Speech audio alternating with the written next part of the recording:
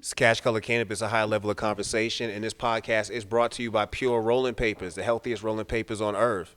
Made from their award-winning blend of organically sourced hemp and bamboo fibers, their easy-to-roll 3-in-1 packs include their patented rolling papers, filter tips, and a built-in rolling tray made specifically for smokers on the go.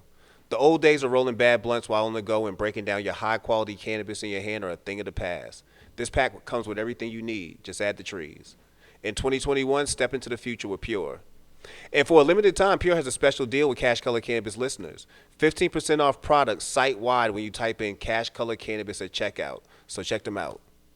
All right, without further ado, man, it's almost like a family reunion up in here, man. I looked up and it's like, oh man, I ain't seen some people in forever, man. Shout out to Dave came through, man. My boy deep in that real estate game. Got my boy Life Griffin in here.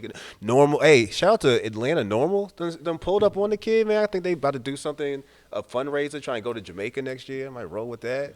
Yes, But when we say family reunion, I got my man Chris Brown. Chris Brown might be the reigning podcast champion out here, man. I think this might be your fourth trip to Cash Color Camp. Second time this year. Second time this year. Second time this year, man. Chris, how you been, man? Man, I've been great, man.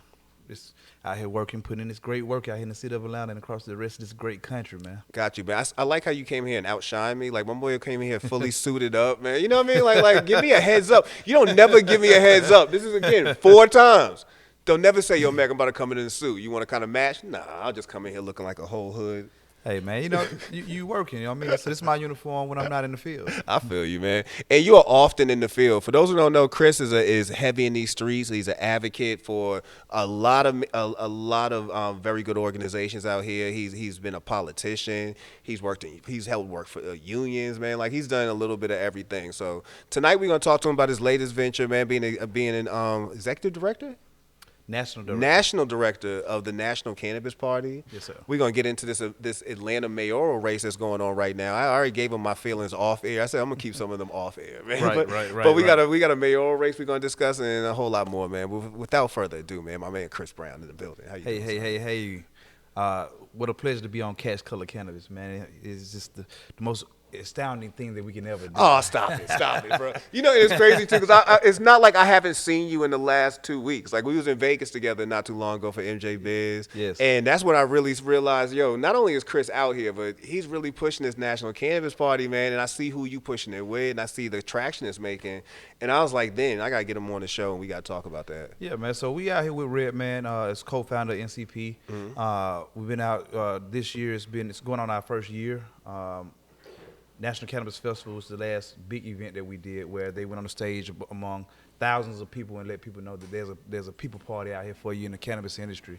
And it's the National Cannabis Party, you know. That's what's up. That was a slick drop, name drop you put there, man. You know, he's got Redman. You talking about Redman the rapper, aka Reggie Noble? You know what I mean? Yes, sir. Okay, yes, sir. That's what's very, up. Very respectable guy in the cannabis industry and in the culture. Now, before we get into how Redman got involved with this, man, first talk to me about how the National Cannabis Party came to be. Like, how did the idea spark in the first place, and when did it get to the point where we had people together like, yeah, we could do this? So from my, and I went to get Redman on to give you the details, but ultimately you had some people together talking about money and finance and cannabis and how it would be great to have a party and how it would be the first to ever be done and recognized. And you know, they took the challenge and said, you know, I got an idea on how to get this done, and they actually got it done. Yeah. You know what I mean? So to be FEC approved, federally, nationally recognized cannabis political party.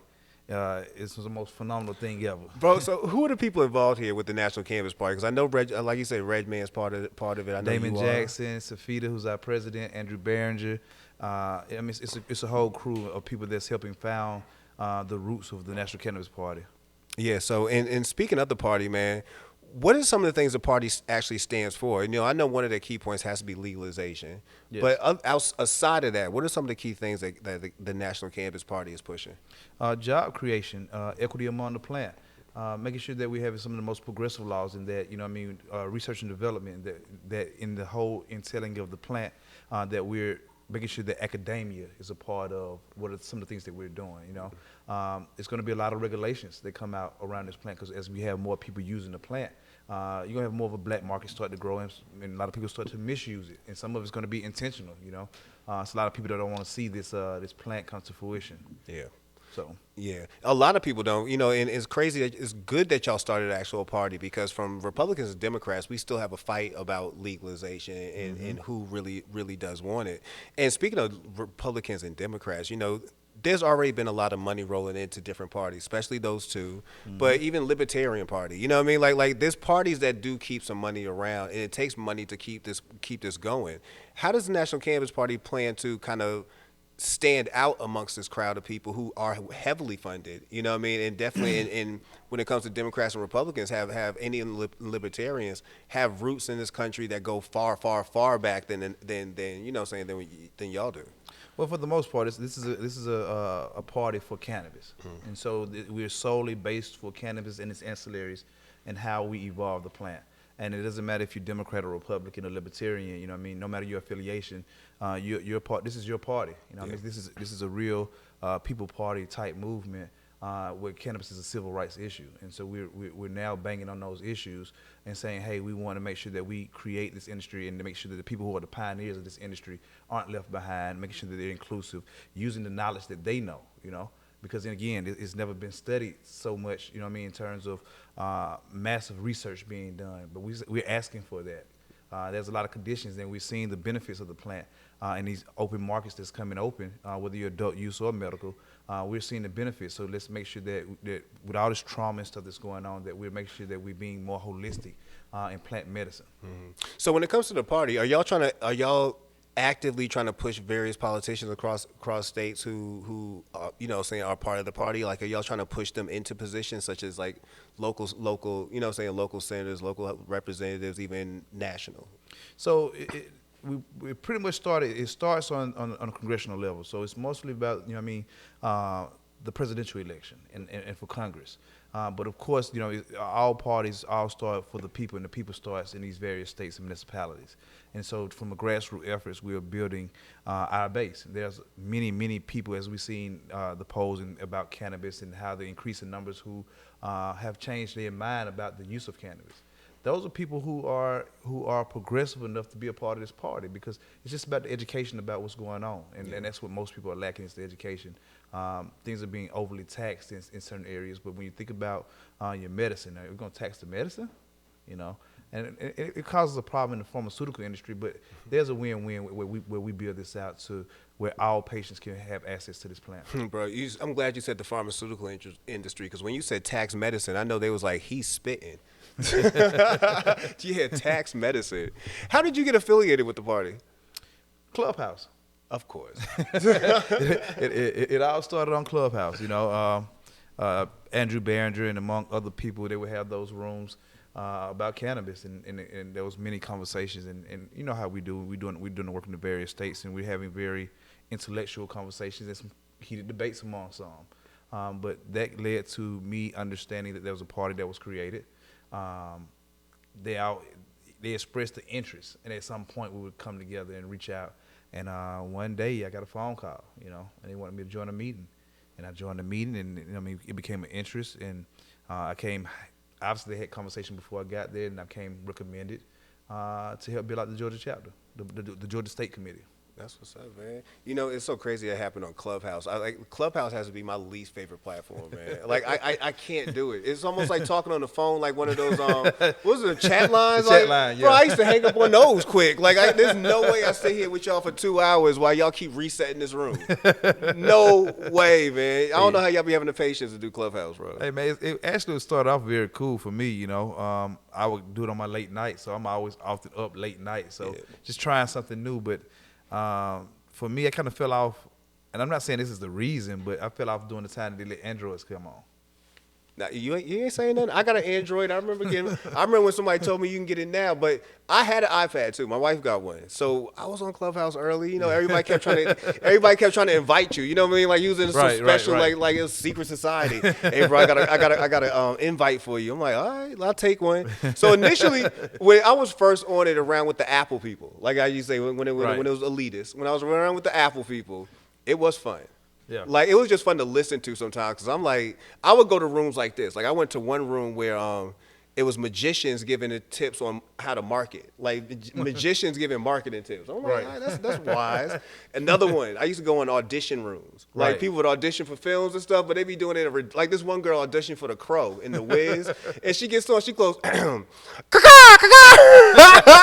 I'm in tears. It's just like that. And now, like you say, the androids came on, and now it's like it's general population involved, and Right. it's not the same. Yeah, I try to jump on it with my user experience. I mean, jumping on after the fact, it's like I couldn't get it, and I'm not saying that's the reason why, but Yeah. it seems like some things are missing. Or I don't know. It's too many updates. Now you gotta put me on, man, because I've often thought I've toyed with the idea of doing an episode on Clubhouse, but then I realized how much I don't like sitting on Clubhouse, and I'm like, oh, that'd probably be a 10-minute interview, bro, because I do not want to sit here. I don't want to be watching green bubbles go back and forth. I don't want to be doing none of this. I don't know what y'all about to ask. People like to hold the phone hostage. You know what I mean? Like, I ain't got time, man. Hey man, I think it might be cool though. I think we ought to try some type of platform where we can engage the users live. And have some intimate conversation back and forth. You know what? I'll pitch that on the show right now. Let's do that, like a Cash Color Cannabis episode with the National Cannabis Party, man. That's a good way we can get everybody involved. They don't have to actually be here. Right. Yeah, it just has to keep me interested. You know what I'm saying? Because I ain't gonna lie, I might be watching a basketball game while this is happening, because I get bored quick sitting on the phone. But a good intriguing conversation on how I'm very keen about power building. Yeah. And so when you got good people on the line and everybody's taking time to come to a conversation, you got something to offer. And so when you got something to offer, because we're really moving stuff. You know, it's not just we sitting here for fun. Like we're really trying to move policy. We're really trying to move people. We're really trying to educate people. And so there's some necessary conversations that have to happen, and we got to start somewhere. Yeah. Speaking about necessary conversations, man, there's an Atlanta mayoral race happening today, amongst other things. But there's an Atlanta mayoral race happening, and it's important in my life because I live in Atlanta. I live in Fulton County. Whoever's about to be mayor is actually going to matter in my existence. Have you been paying attention to the mayoral race? I have and I haven't. Okay. I just know it's an hour and a half into the post election since the polls closed. Yes, we are. And it's going to be a very interesting night. So after we leave here, we're going to stop by a couple of watch parties and we're going to watch these numbers. But this mayoral race is one of the most important races that we had. Last time I was here was when I ran in 17, and we talked about the predictions on what will happen 4 years from now. Yeah. And 4 years from now, we've seen that we have now the first homegrown mayor, only become now the first one-term mayor. And so, you know, I mean, we're in the midst of history right now. And so this is very important because right now we're in the midst of a pandemic. COVID is still high. Yeah. We went through, in terms of the city of Atlanta, we went through some cyber attacks. We went through, you know what I mean, all kind of other. I forgot about that. The cyber attack, yeah. Yeah, we had cyber attacks. We had all kind of things that happened during this administration. So we definitely having to recover. I haven't been super impressed about the council. So as we talk about the mayoral race and put a lot of light on the mayoral race, you have to remember that there's 15 other people that help make laws, and their job is to make policy. And that's mostly important to me. The mayor's seat is the chief executive officer of the city of Atlanta, but we need those other many mayors of those areas. So it's going to be very interesting as we have a shift in leadership. We lost half the council last cycle, last election, and we have quite a few new people. That's, you know what I mean, because 3 of the mayoral candidates are actually city council members. When is that not the case? Like the last time you was here, like half the city council ran all at the same time. Like that was my criticism then. Like who does shit like this? Right. Hey man, I guess everybody is vying for the top job. But, yeah, man. Like I said again, this is Atlanta, a major metropolitan city. What a time to be alive. Let's see how we impact the country with the landslide, because it's the first election after we changed and flipped Georgia blue. Yeah, and no disrespect to the rest of the candidates, but the biggest conversation surrounding the Atlanta mayoral race has been Felicia Moore and Kasim Reed. You know, that back and forth, and it seemed like Kasim was a I felt like a layup when he first mentioned his name. It almost made me say, "Oh, not again." But it seemed like it was a layup when he first mentioned his name, but.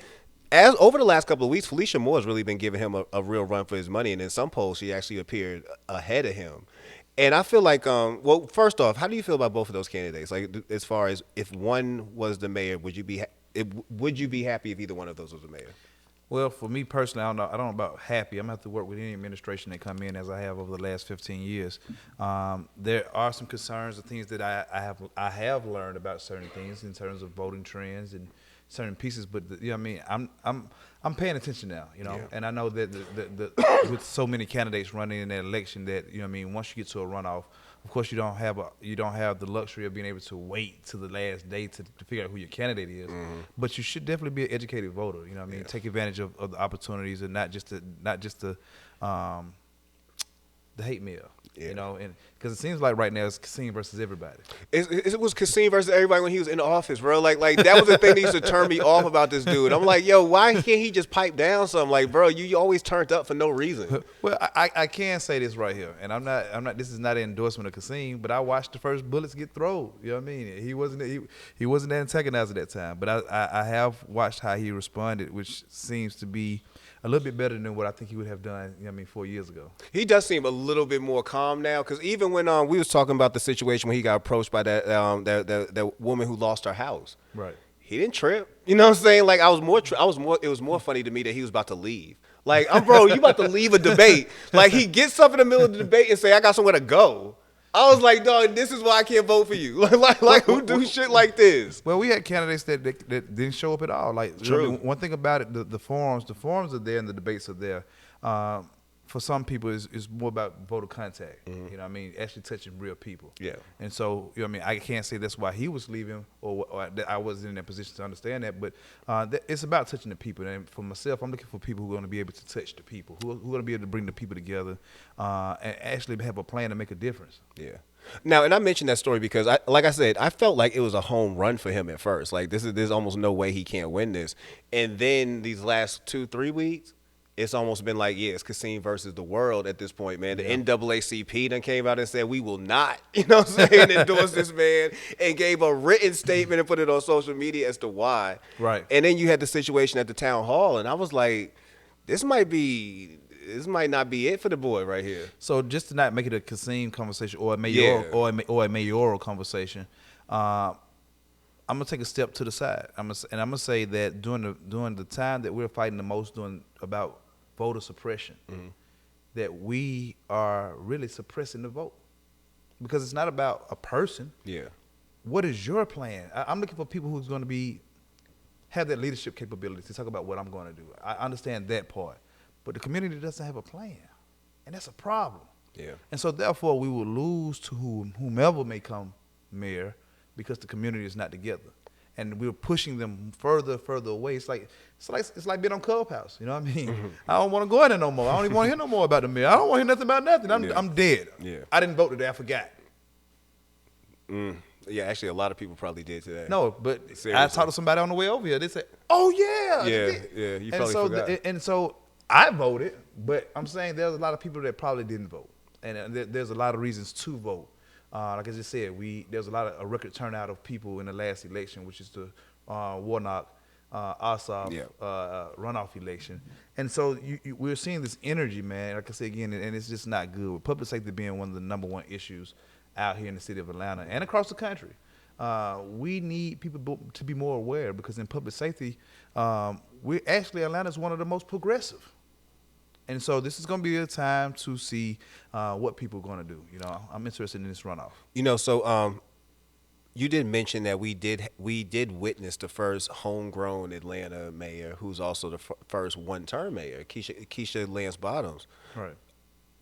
Keisha actually should be running right now. I feel like you should be holding up the title, like, you know, I'm gonna be reigning champion.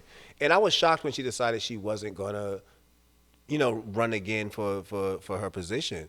In your opinion, why do you feel like Keisha decided not to run? The responsiveness of the people. You know what I mean? This is my opinion. Outside looking in. Go home. All we can help you is to go home. But watching how things were moving during that time, and now it's a year later. I think Rashard Brooks was one of the biggest ones that took a big hit on Atlanta. And what did we get out of it? What came out of it? You know, that's a question. And there's a lot of progressive laws and legislation that has been introduced that hasn't even been voted on or has not been moved. What are we doing? And nobody's paying attention. Yeah. And so therefore, you know, I mean, you have politics that's going on, and you have to have more people that's going to be more accountable to what's going on. So no matter who is going to campaign, I think last time I was here was at the beginning of the year, I was talking about running, you know. And so coming later on into the year, it's like I just don't feel it. You know what I mean? I don't feel the people. I don't feel that I have to go dance to do the work that I'm already doing, right? So, and then NCP came about. So I got an opportunity. They was going to actually back me in this race. And so we had all these big plans. It's, you know, I don't feel like the city's ready. And I don't think that somebody has to have a pulse on what's going on. So even pushing laws and pushing these legislators. And that brings me to this one piece here. So on yesterday, November the 1st, there was a resolution passed to recognize the Native American Heritage Month here in the city of Atlanta. It was just recognized in 2019. A proclamation was given in 2019 to recognize it, right? So our indigenous people and Native people, and even for people who just from Atlanta, we don't celebrate enough of us and have enough education around just history. But now we have a resolution that's going to honor our Native people. You know what I mean? And that's progress. And that's here in the city. And there's not a lot of cities when you look around that actually acknowledge a Native American Heritage Day. Heritage Month. You know, it's crazy. That makes sense because I saw a commercial about that last night, and I thought about that. Like, I didn't know. You know, that's not something you see on a regular basis. Right. But Atlanta quietly passed a resolution progressively to acknowledge our natives. You know what I mean? And so we're doing some great things, and oftentimes it's coming from the people. If you have an issue, let's talk about it and figure out how to put a plan together so that we make policy about it. Yeah. And that's why I say I don't put so much emphasis, even though the mayor has a lot of influence. I like policy. Policy is law. You know what I mean? And so therefore, if we want to change some things, then don't just tell me what you're gonna do. Put it in black and white. Mm-hmm. You know, I feel like that's one of the powers that National Cannabis Party could really have is pushing policy, but also doing it from a perspective of almost like lobbying. Like, and I don't want to, you know, because y'all are not lobbyists, but almost like lobbying. Like you really got a chance to really get in front of people and let them know that, you know, we do draw out votes. Just like how I used to mention about the show Cash Color Cannabis, that why it's called Cash Color Cannabis, and we might have cannabis activists and such on the show. I could have somebody who has no affiliation with cannabis on it because it's for people who like to consume while they watch and listen to stuff. My audience is broad. Like you could really approach a lot of politicians on that level right there, that the voters who support us and the people who support us vote broad. They also don't vote on cannabis. They want to know about their community. They're very active about, you know, policing and active about protecting their communities. They're concerned about gentrification. They're concerned about being taxed too much. So yeah, I think that y'all got real power in that level. And that's from what they told me. And I think I agree. That's why I became a great candidate to go into this national role. You know what I mean? This is my love for people and understanding policy and those things that surround that policy of cannabis, whether it's criminal justice reform, whether it's about equity, you know what I mean, whether it's about corporate responsibility, whether it's about any of those things that's going to help build the infrastructure that we need for healthcare. You know what I mean? This is all about accessibility, you know, and we know those who have been disproportionate. We hear all the data, we hear all the names, we hear all the talking about it. But what are we doing? Yeah. And how are we mobilizing? You know what I mean? They say, you know what I mean, to strategize and mobilize, but where are we doing it at? And now we have a political party that's aimed and goal to do just that. Yeah.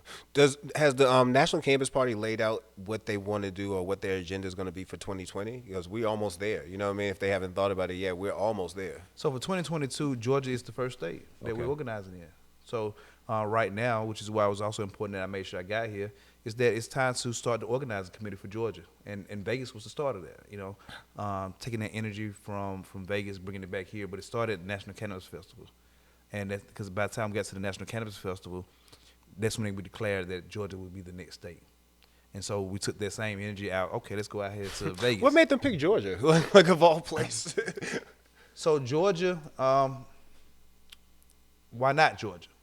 You know, that would have been my reaction too. But yeah, I'm also thinking, why Georgia? Like, what they? So Georgia also was the last person. Georgia used to be a high producer of hemp. You know what I mean, before the cotton. And so we was also the ones that were tricked and we still were working when we were supposed to went home. Wherever home was, you know what I mean? We could have found us a home for 2 years, but we still not that big. I don't want to laugh, but I know what you're saying. It's almost like with Texas in Juneteenth. Like, damn, y'all didn't know that? You know what I'm saying? Like, we just kept working, huh? Right. So, you know what I mean? There's a form of reparation in terms of people and how we leverage those who have been affected of black and brown descent, you know? And so why not Georgia? And so as an emerging market for some time, I think that, and then, of course, I'm from Georgia. I mean, that's just another piece, but that was not the sole reason. But it is the civil rights capital of the world. And with cannabis being a civil rights issue, you know what I mean? Why not Georgia? Yeah. Do you think we're going to see a candidate representing the National Cannabis Party running for something next year? For Georgia? Well, yeah, I guess, yeah. Well, you are mentioning Georgia because Georgia is going to be the state that y'all are going to be pushing hard. Well, there actually talks right now about a presidential candidate. Okay. You know, so again, this is a real political party, and as we have people who do support the plan. You know what I mean? There will be people who run up under the umbrella of the National Cannabis Party. Well, if y'all nominate me, I'll take the role. You know what I'm saying? If that's what you're asking. All right, we got the first candidate here, Mecca for president. Yeah, man. I'll start making the shirts tomorrow. I'll start making those tomorrow. But that's what's up, man. So I'd love to see what that looks like in real time. Like we watching debates and you see Democrat, Republican, National Cannabis Party. Like, so I got to give big ups to Oregon too. You know what I mean? Oregon is one of my favorite states. I've grown a love for them. You know, I mean, also they was one of the first to have a medical program. They was one of the first to decrim. So we're getting a lot of support. So shout out to Miss Oregon and Rachel Knox and all the team out there in Oregon that's starting their organizing committee. Man, I gotta mention Jesse Horton because Jesse told me forever ago in an interview. He said, "Mac, Portland, Oregon, it's gonna be the Black Mecca." And I'm like, all right, convince me. You know what I'm saying? Because I'm like, I don't see how that could ever happen. But he got a real pitch. He's like, you know, there's real stuff brewing in Portland when it comes to black businesses. And I'm like, maybe you're talking something right now. So you think Oregon's going to be another place for y'all? Well, I did the diversity conference in Oregon 2 years ago, 19. And Miss Oregon, who's the curator of that event, who I met at MJBiz in 19, and that, man, I love it, bro. And somebody, it's home away from home, and it's just like they're black spirit at heart. You know what I mean? They have the heart of a black Mecca, without the percentage, without the numbers. That's what it's almost like, you know, when I tell people I'm from Boston, they always ask me, like, what's it like being there so racist? I'm like, I don't know, I grew up around black people. You know what I'm saying? Right. Like, yeah, it's racist, but I grew up around these folks. Like, when you tell me about Portland, it's like, yeah, I keep hearing this blackness, and I'm like, I swear this is a really white state, dog. I keep hearing this. But it is. But I think that they can be progressive enough, and with the help of the NCP and the help of Atlanta and other states that's coming aboard, because that's the beautiful part about it. Plus, Portland, I say Portland in particular, like Portland's the only place, but Oregon itself does have a progressive side about them. Like they're you know, right. It just is what it is. They do have a progressive side, so I can see them being super supportive of Black Lives Matter, of anything that involves social equity or equity in general. Let me say this here: these people organize. You know what I mean? And I almost feel ashamed because I watch people here in Atlanta, and these are key people. Portland, basically, when they had the man, I just forgot, but my name went blank. Who just died? Like today? No. Damn. George Floyd. I was about to say like today. So yeah, George, no. So my mind went blank. So George Floyd. That's me being high. So during the George Floyd protest, Portland they was going at it. Oh, Portland was on fire. Yo, what you mean? Yeah, Portland was on fire about it. But they were so progressive that they got a cease and desist from the federal government for some of the stuff that was going on out there. You know what I mean? And on the use of tear gas, because here we're talking about a medical situation where we're in the middle of a pandemic, and the use of tear gas as an irritant, you know what I mean, and the respiratory issues with it, you know what I mean, causes problems. We was going through some of the same issues here in Atlanta. We couldn't get the people to be progressive. I sent it to them. I can get the people to be progressive enough to move with the legislation to take policy that's already existing on the federal circuit and to do the same things down here. Yet that happened in Portland, Yeah. and we're gonna discuss that off air. Like why that didn't happen in Atlanta. I'm glad you brought that to my attention. I'm like, so that didn't happen in Atlanta, but it happened in Portland. Hey man, I see some things in my time. That's why I say I don't always go for the propaganda on what the smoke and mirrors show. All these important black people in Atlanta, and y'all couldn't get that one passed over, huh? All right. I just said it. I'll say more off air, but that's interesting. That's interesting, man. I don't want to. I know we just touched on the mayoral race, but just one last question about it. Do you feel like whoever wins tonight would be a win for the city? I think we have some great leaders out here. I think we have, you know what I mean, the top five right now I think is Felicia Moore, Kasim Reed, Antonio Brown, and Andre Dickens. Yeah. I want to see Andre Dickens win, and not for nothing other than I like how he's been campaigning. Like I think that you ran a clean camp in a normal world, and I say in a normal world because we've lost normality, any kind of Right. normalness when it comes to Except for normal. politics. Except for normal. We've lost all kind of normalness when it comes to politics. I feel like he ran a normal race. Like any other time, you just out here, you telling people what you want to run for. You got your family in your commercials. You know, you're doing just what you're supposed to do. It's not like you trying to argue against the world. It's not like you're trying to outshine one person in particular. I like the way he ran his race. So. I like everybody how they ran their race, but what I wanted to see, especially from the council members who are running, was to see more progressive legislation hidden while you're running. Show me what you're talking about before you get in there. So you're setting your infrastructure up. So when you get in there, you look what I've done, and because I'm in place, I'm already in a position of leadership. But see, this is coming from a man who's ran for city council. He know what he's talking about. But that's why we're gonna educate, and so that's why there's a piece of legislation that we just.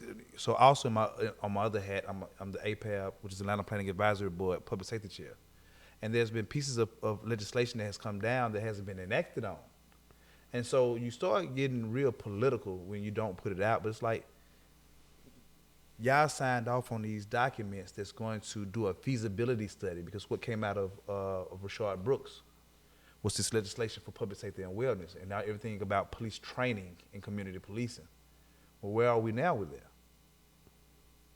And so there's just people that's out here that's doing this work for real, that's spending a lot of time and energy, that really believe in the system, because I've seen the good and the bad, but I also see the greater good and the opportunity. And so there's a lot of opportunity right now. Atlanta will be in the forefront of being progressive in the policies that are being delivered, because we got people like Mecca who's going to run for president. Facts. And you got people like myself, that's the national director of the National Cannabis Party. We're going to build some more leaders through education. We're going to have a strong education program in NCP, which is it's not just everything about the plant. You know what I mean? It's everything around it, about equity empowerment, about trying to make sure that people having access to the dollars. So once this cannabis stuff, the money's starting to be generated, where is it going to go? You know, so we're all about these wellness centers and having places to go for refuge, you know what I mean, in terms of substance abuse, and even those who may be homeless or suffering, who will be becoming displaced. We have to really look at that and take that into account in 2022. Yeah, you know what? And when I do run, all press conferences will happen at Live Hip Hop Daily. Shout out to my man E. I'm gonna make sure that E is Secretary of Cereal. What's up? It's gonna, yeah. It's definitely gonna be lit. It's definitely gonna be lit if I get elected president. So watch out for that campaign. Yes, sir. Yes, sir. So if somebody wanted to get involved with the National Cannabis Party, how would they do that? Easily just go to nationalcannabis.org. There's a lot of information there for you to take a look at. We also have NCP Georgia. But go on the website, man. Follow us on social media, National Cannabis Party.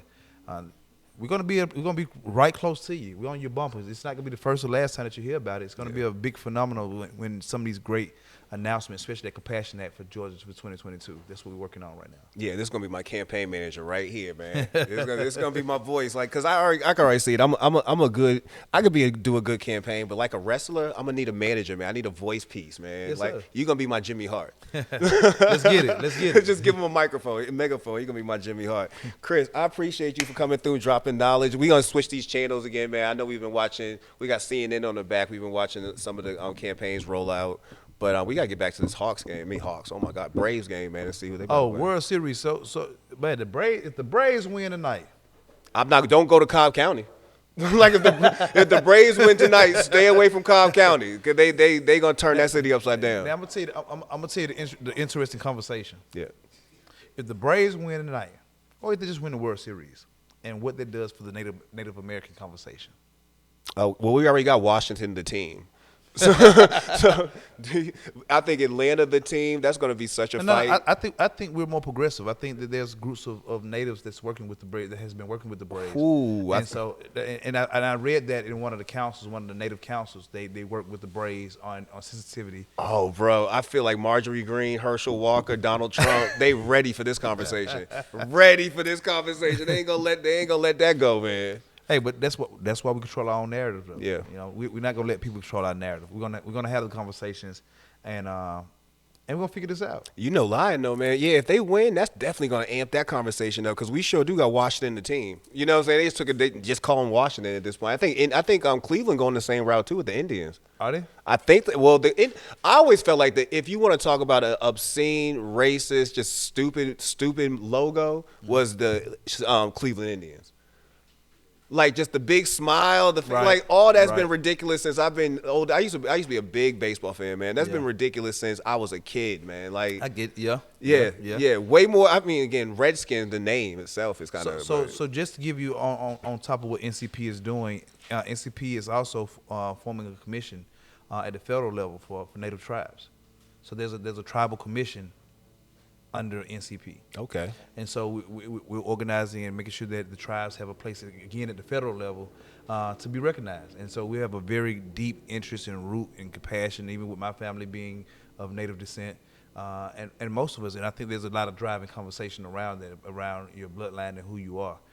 So there's going to be a lot of interesting conversations. So just know that as NCP grows, we're making more progressive things happen. And this is, like I said, the thing that just happened yesterday. And it's going to be the next 30 days. This is the whole Native American Heritage Month.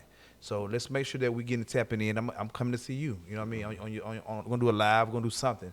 But that's one of the conversations I want to talk about when we talk about NCP, Cash Color Cannabis. Well, you know what? Again, I'll say it on air too. I love to volunteer the services of Cash Color Cannabis to be a press arm, whatever y'all need out here in Georgia. Like I'd love to be able to help y'all get some of this word out. Y'all heard him right here. Man, I ain't capping. I ain't capping, man. 2022, man. We really turning up and we going in. I'm in not a lot signing of Big different Cat directions. Records. No, we're not. Get out of here, man. I'm not doing it. Chris, I'm independent black owned. Chris, I appreciate you. And that's Cash Color Cannabis, a high level of conversation. This episode was sponsored by Pure Life Rolling Papers. We out. Peace.